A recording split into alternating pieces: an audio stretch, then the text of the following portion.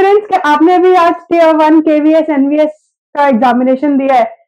If yes, then you must be excited for the answers. Let us discuss the answers of the English competency portion, English language competency portion, part 5.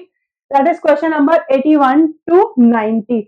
बहुत ही amazing था, बहुत ही amazing question paper था and let me tell you कि जो भी topics मैंने अपने चैनल पे करवाए थे उसमें से काफी क्वेश्चंस आए हैं.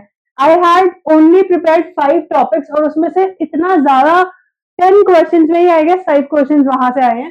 So I am really excited. Let us discuss the questions and the very first question is related to question tags. I think I met you at the grocer's shop, isn't it? Now here the tense of the sentence has to match with the question tag. Isn't it जो है ये गलत है question tag, right?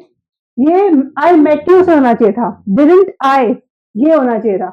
But यहाँ पे इन्होंने गलत question tag use किया. So of course there is error in part D. So those of you have marked option number 2 as the correct option, उन सबके 3 marks पक्के.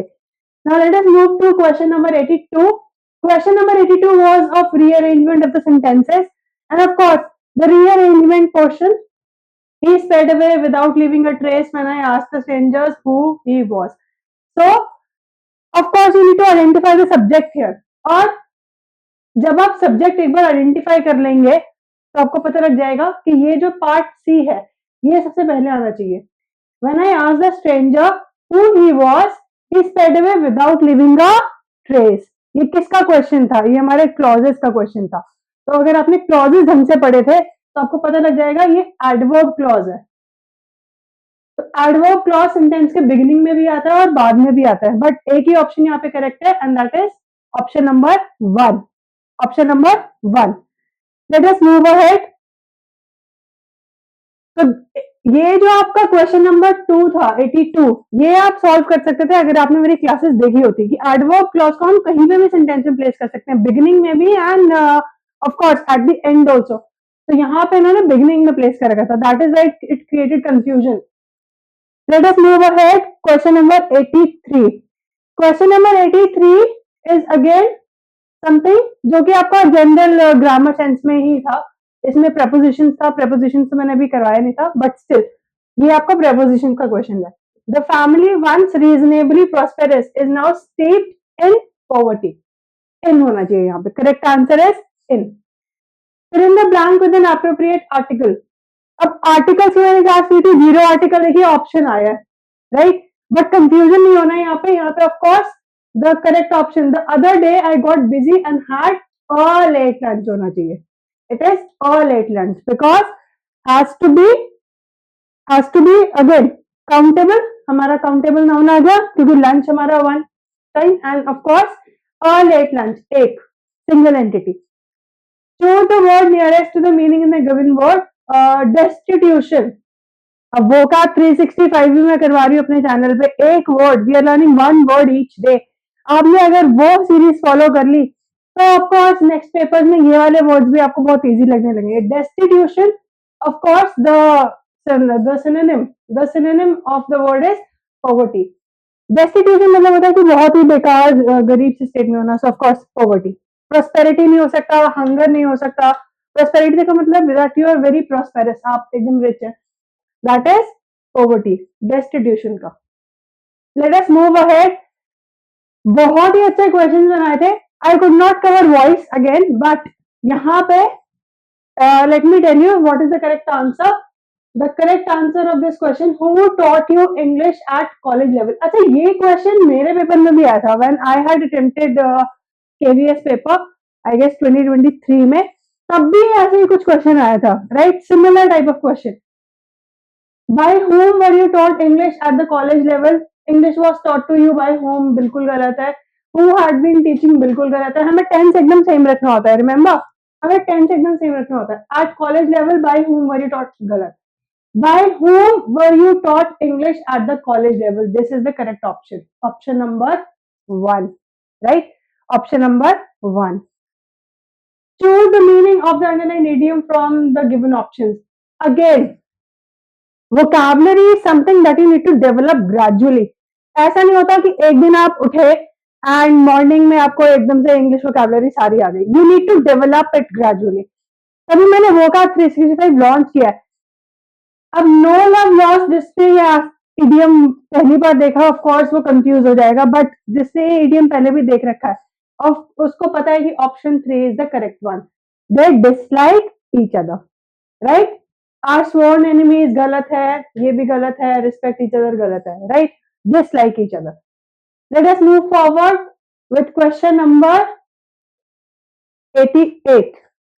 Question number 88.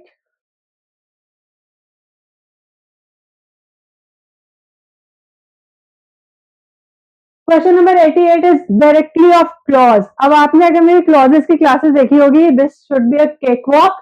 It is an adjective clause. क्यों adjective clause है? Because it is referring back to the subject. It is referring back to the subject. Who was wearing a long loose coat? Long loose coat who was wearing? तो ये जो है ये किसको describe कर रहा है? The person को.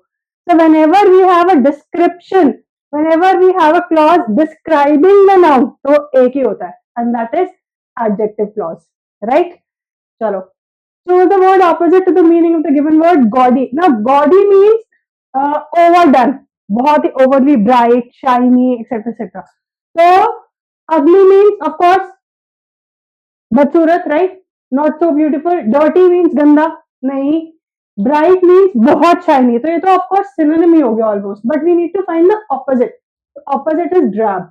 Drab means very less shiny, और यू कैन से कि एकदम dark kind of colours, that kind of thing. Gloomy सा, ग्लूमी, एकदम gloomy kind of colors. So that is drab.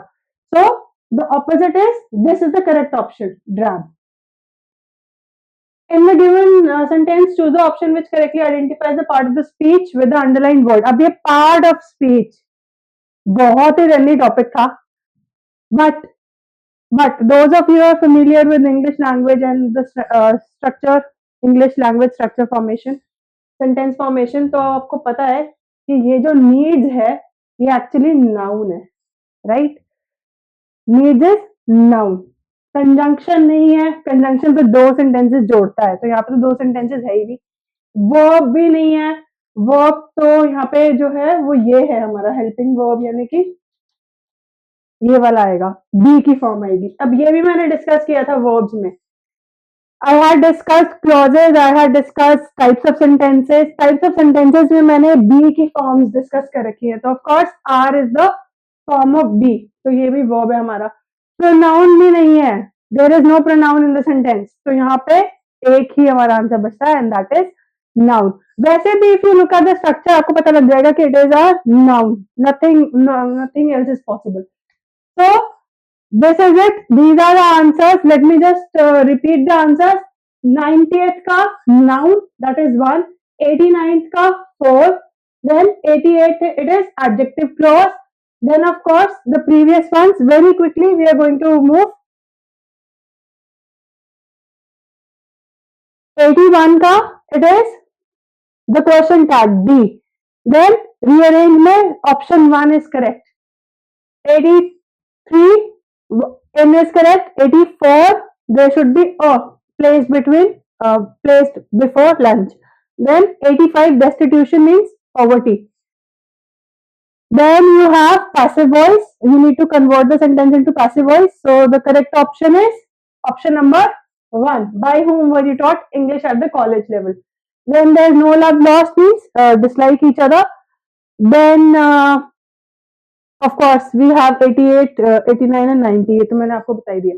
तो अगर आपने वो 15 मिनट ग्रामर स्प्रिंट्स देखे थे मेरे, if you were a part of those sessions, you must have realized कि कितने impactful थे, right?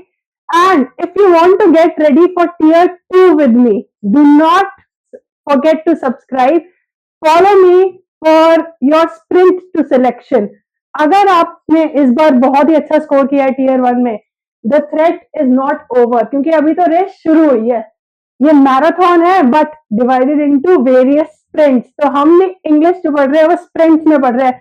15 मिनट में हम लोग एक ग्रामर टॉपिक खत्म करते हैं. एंड आप जिन्होंने मेरे वीडियोस देखे हैं ग्रामर के, उनको पता लग गया होगा कि द कंटेंट वाज फैबुलस, क्योंकि एक एक question could have been solve from here. I could not complete all the topics, लेकिन जितने टॉपिक्स करे थे वो उनको समझ में आ गया होगा कि कितने रेलिवेंट थे, बहुत ही ज्यादा अच्छा कंटेंट के साथ, एकदम रेलिवेंट और efficient. So if you want to get ready for tier 2, do not forget to subscribe to my channel, Fit the Leg, and get ready with me.